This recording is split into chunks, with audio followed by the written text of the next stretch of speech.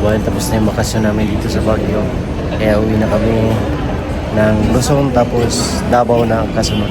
Dito kami ngayon sa Victory Liners sa terminal ng bus para sa Manila.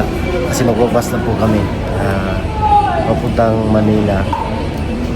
Tapos sa susunod na araw is uwi na din tayo ng Davao mga kababayan. Kasama si Sir po. Ayun na, kumuha pa kami ng ticket dito sa Victory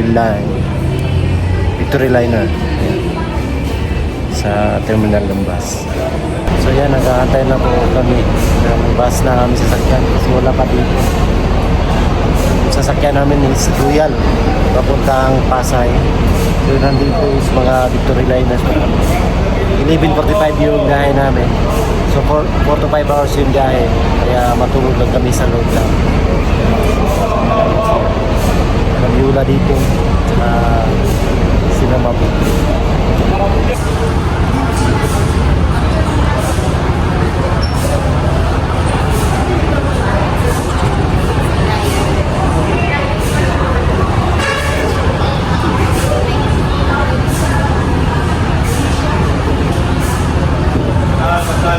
Anong klase sasakyan to, sir? Actually, yung pinatawag natin. Sa akin dito, ano ako? Habal-habal? Kasi nakaganto din po. Di ba ganyan tayo pag nakasakay? Yes. Na ano sky na. Magkasabihin mo. Pinagkaiba lang kayo. Diba? Yeah. AO3 ma'am, dito ka. Habal-habal ba ito? Habal-habal. Hinahanap ko itong ano ko eh. Ano ba ma'am? Tapos ako yun. Kasi Chumokadang ito. Si Chumokadang. Sa Chilocada.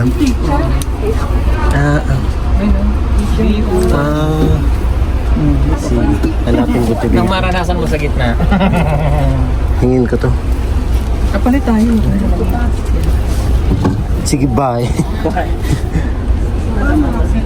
Hindi ka aakyat dun ka sa mga Dito pala ako sa itaas. Hindi, BO1 ka. Ito, BO2 yan. Ang review. Dito ka, baba. Hindi ako nag-ano na. Ayan, dito po. Ay, ting. Lumipat ka pag wala. Lipat ko dyan pag wala.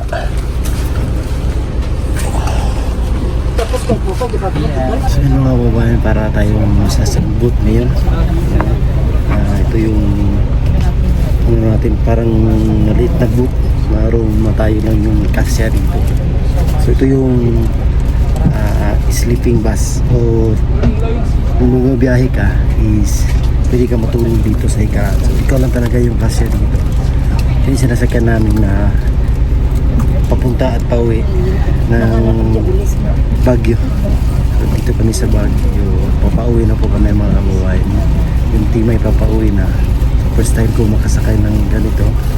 Kasi walang ganito sa atin sa mundo.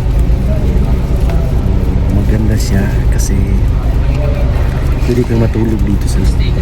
Ayan. Papauwi na kami ngayon. Ito yung ano na.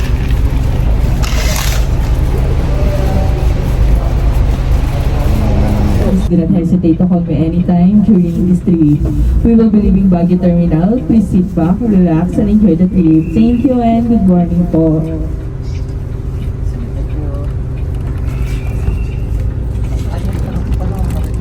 So ayan na, paalis na po kami mga kababayan.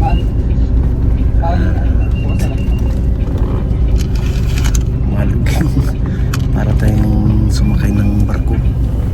Kasi nasa gitna tayo, hindi natin makikita yung sa gilid kasi yung by space kasi isang ganito, isang tao yung makasakay.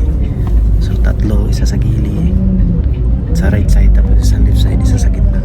So tayo na sa gitna, hindi tayo makikita sa paligid. So makita natin, ito lang.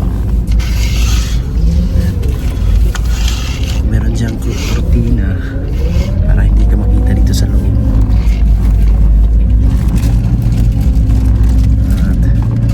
Mamaya maghanap tayo ng pwesto na walang naka-occupy na sa gilid para makita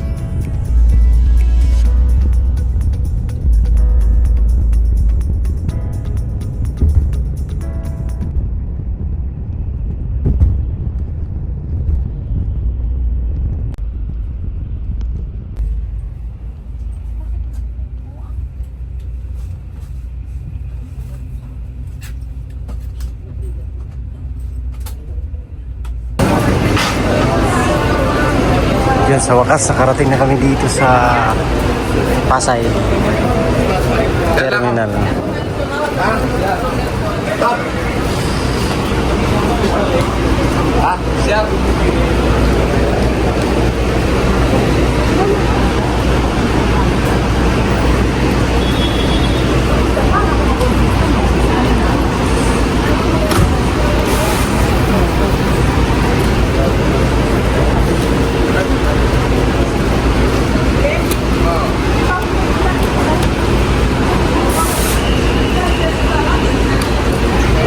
Yan mga kababayan, nakauwi na kami galing Baguio.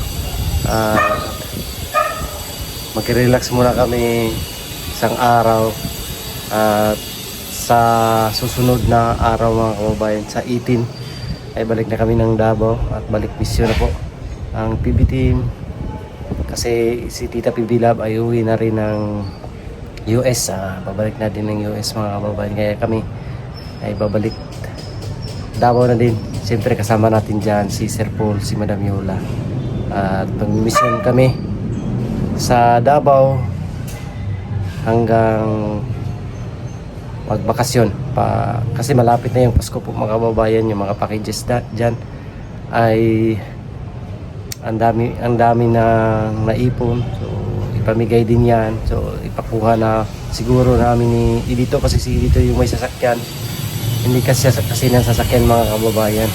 Kaya samahan nyo lang po kami sa aming mga ginagawa araw-araw. Sa ngayon ay ayan, kasabay ng pagpahinga ni Sir Paul ay sabay din ng bakasyon kasi dumating si Tita. So, ngayon ay magaling na si Sir Paul sa kanyang dengue.